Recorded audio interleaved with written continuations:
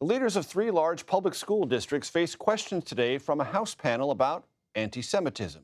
They denied allegations that they let these incidents, whether they were anti-Semitic or not, run rampant at their schools. Nikole Killion joins us now from Capitol Hill. Nikole, catch us up on what the hearing and the questions were about and a conversation I know you had with Elise Stefanik, a key House Republican leader.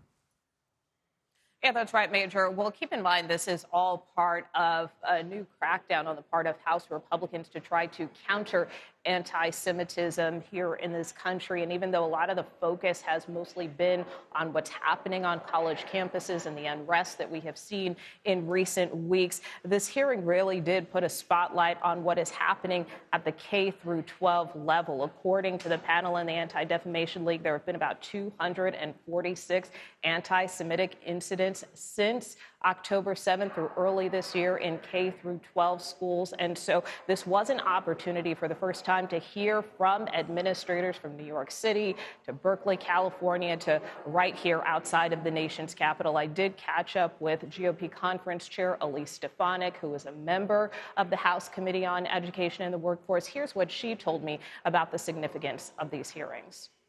Tell us why the focus on K through 12 schools. Because it's a crisis in some of our K through 12 public schools as well. You saw the tough questioning I had for the chancellor of the New York City public school system, where you have anti-Semitic attacks against teachers, against Jewish students, and a lack of accountability. So it's not just a higher ed crisis. We are seeing it in K through 12 as well.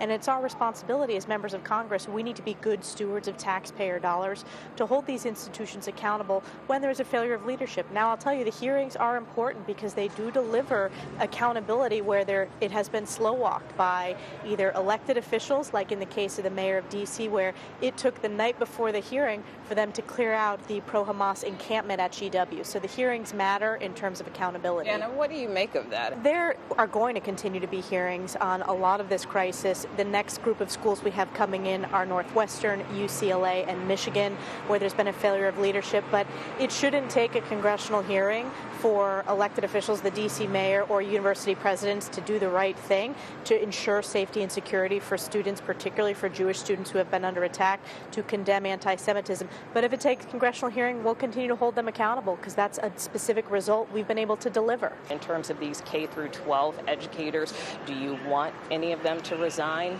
You know, I think in the case of where there is a failure of the principals to deliver accountability, there needs to be not just a shifting them to another part of the Department of Education. They need to be fired.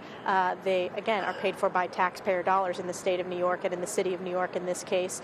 So it's not just enough to move them to another entity. They need to be fired. And that was not done in this case.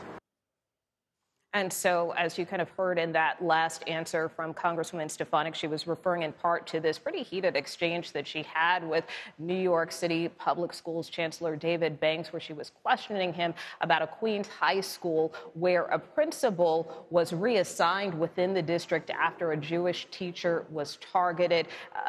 Stefanik questioned him repeatedly about this. He said that he couldn't confirm where the principal was removed or what his new position was, but Stefanik was extremely concerned about how that situation was handled. And as you heard in her answer, they're even going so far as to suggest that this principal potentially should be fired. Major.